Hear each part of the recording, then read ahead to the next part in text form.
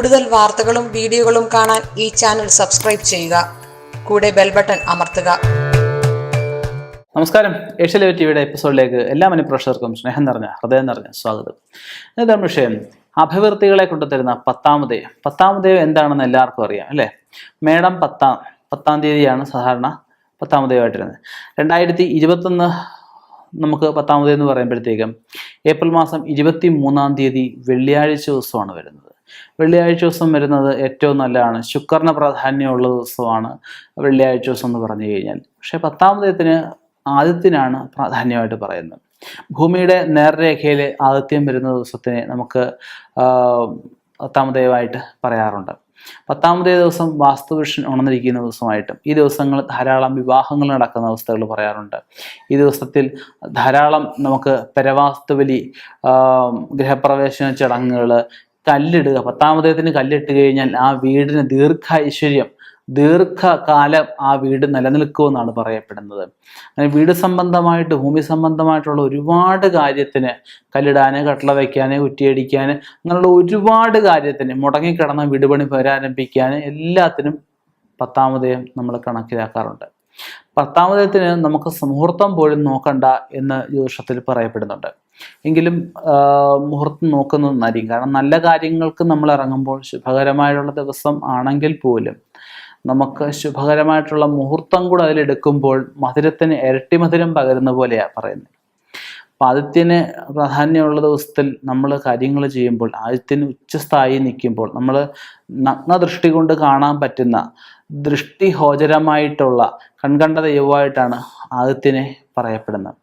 ആദിത്യൻ്റെ പൂർണ്ണമായിട്ടും അനുഗ്രഹം കിട്ടുന്ന ഒരു ദിവസം കൂടിയാണ് നമുക്ക് ഈ ഞായറാഴ്ച ദിവസം സാധാരണഗതി പറയുന്നത്. പിന്നെ പറയുന്നതാണ് 1-ാം ദിവസങ്ങളിൽ പറയാറുണ്ട്. പിന്നെ പറയുന്നത് ഈ പറഞ്ഞ പോലെ നേർരേഖ വരുന്ന പത്താമതയത്തിന് ചെയ്യുന്ന എന്ത് കാര്യങ്ങളായാലും അതിന് പെട്ടെന്ന് ഫലം സിദ്ധിക്കുമെന്നാണ് പറയപ്പെടുന്നത്. പത്താമതയത്തിന് പലവിധ അഭിവൃദ്ധികൾ ഉണ്ടാവാനായിട്ട് ചെയ്യാൻ പറ്റുന്ന 3-4 കാര്യങ്ങളുണ്ട്.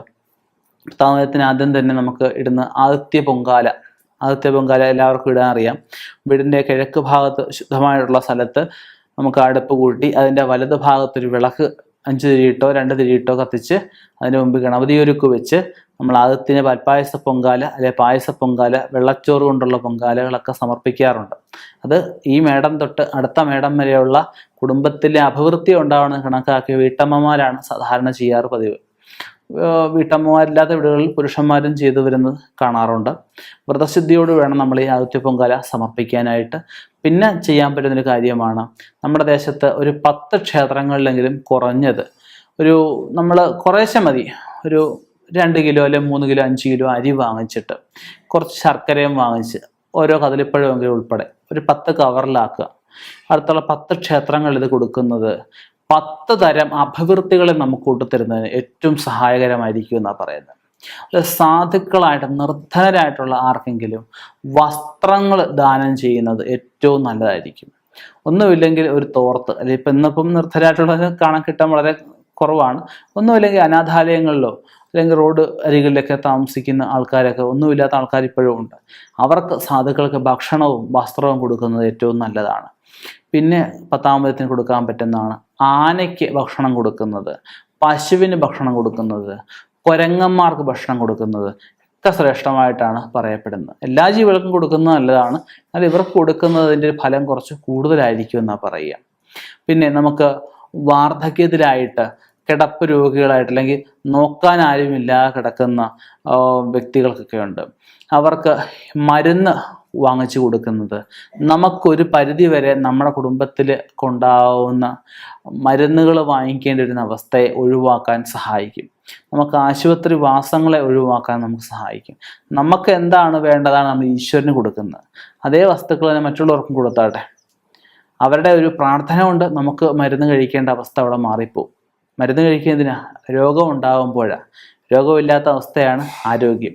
ഇങ്ങനെ പലവിധം അഭിവൃദ്ധികളെ പത്താമതയം കൊണ്ട് ഉണ്ടാക്കി എടുക്കാൻ സാധിക്കും. പത്താമതയത്തിന് തമിഴ് ബ്രാഹ്മിൺസ് പ്രകാരമൊക്കെ ആണെങ്കിൽ അതിൽ ആദിത്യ പൂജയായിട്ട് കഴിക്കുന്നവരൊക്കെ ഉണ്ട്. അതായത് കിഴക്ക് ഭാഗത്ത് ഭഗവാൻ ഉദിച്ചു വരുന്ന സമയത്ത് അകത്തിൻ്റെ ചിത്രം അരിപ്പൊടി കൊണ്ടും മഞ്ഞപ്പൊടി കൊണ്ടും ലേഖനം ചെയ്ത് വലത്തുവിടത്ത് ഓരോ വിളക്ക് വെച്ച് നടുക്കത്തെ വിളക്കിൽ അഗസ്ത്യ ഭഗവാനെ ആവാഹിച്ച് നിവേദ്യങ്ങൾ കൊടുത്ത് ഒരു വർഷക്കാലം നമ്മുടെ കുടുംബത്തിൽ അഗസ്ത്യ ഭഗവാൻ അനുഗ്രഹം, ഒരു വർഷക്കാലം മാത്രമല്ല അടുത്ത മേടം 10 വരെ, അല്ലെങ്കിൽ ഇനി വരുന്ന കാലങ്ങൾ എത്രയാണോ അത്രയും കുടുംബത്തിൻ്റെ സ്വസ്ഥയ സമാധാനം ഐക്യതയായിട്ടൊക്കെ ജീവിക്കാനായിട്ട്, തൊഴിൽപരമായിട്ട് അതിൽ വീട്ടമ്മമാർ ഈ പൂജ അഗസ്ത്യ പൂജയായിട്ട് ചെയ്യുകയാണെങ്കിൽ അവർ പ്രത്യേകിച്ചൊന്നും വിഷമിക്കേണ്ട കാര്യമൊന്നുമില്ല. ഈ പറഞ്ഞ ഒരു സൂര്യനെ നമ്മൾ അരിപ്പൊടി കൊണ്ട് വരയ്ക്കുക, അതിനകത്ത് മഞ്ഞപ്പൊടി കൊണ്ട് നിറയ്ക്കുക, ചുറ്റും ഓരോ രേഖകൾ കൊടുക്കുക, രേഖകൾ കൊടുത്ത് വിളക്ക് കത്തിച്ച് വെച്ച് ഓം ആദിത്യായ നമഃ എന്ന് പറഞ്ഞൊരു 12 പുഷ്പമെങ്കിലും 10 പുഷ്പമെങ്കിലും ഇട്ട് എൻ്റെ മുമ്പിൽ ഒരു ഉണ്ണിയപ്പോ ഗണപതി ഒരു വെക്കുന്ന പോലെ ത്രിമധുരമായിട്ട് വെക്കുവോ, അവനെ കൊണ്ട് കഴിയാവുന്ന ശുദ്ധവൃത്തിയോട് ഉണ്ണിയപ്പോ എന്ത് ദ്രവ്യങ്ങൾ ഭഗവാൻ കൊടുത്താലും ഭഗവാൻ അത് സ്വീകരിച്ച് അതിന് ശേഷം അവസാനം നമുക്ക് കർപ്പൂരം കത്തിക്കാം.